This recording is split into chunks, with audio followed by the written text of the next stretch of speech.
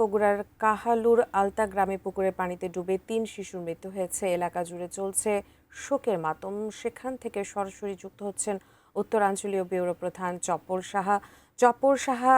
শিশু ৩টি মারা গেছে এবং সেখানে খুব একটা অবস্থা আমরা দেখতে পাচ্ছি যে শোকাহত সবাই। পরিবার কি বলছে এ বিষয়ে জানাবেন।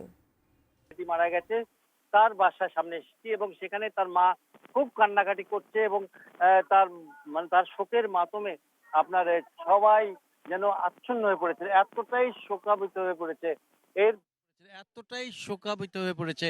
এর বাবা হলো জাকিরুলের বাবা একজন রাজমিস্ত্রি জোগালদার। সে আপনার হলো এখানে যখন আজকে সকালবেলাও জাকিরুল কিন্তু খেলেছে এবং অনেকের কোলে পিঠে করে ঘোরাঘুরি করেছে।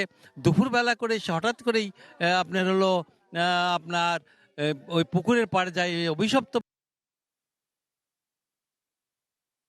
তার লাশ কিন্তু আপনার কবর দেওয়ার জন্য সামনেই একটি আপনার দাফন করার জন্য একটি জায়গা খনন করছে এবং খনন করার পর সেখানে তাকে দাফন করা হবে। একটি জায়গাতে খনন করছে এবং খনন করার পর সেখানে তাকে দাফন করা হবে।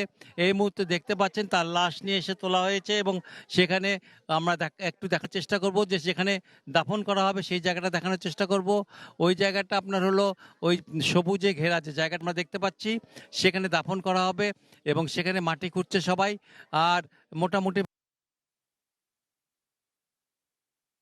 শোকের মাধ্যমে ৩ শিশুর মৃত্যু কিন্তু আজকের দিনের জন্য এই কাহালুর জন্য সত্যিকার অর্থে একটি বিশেষ শোকের দিন হিসেবে চিহ্নিত হয়ে যাবে। মোটামুটি এই ছিল আমার কাছে সর্বশেষ।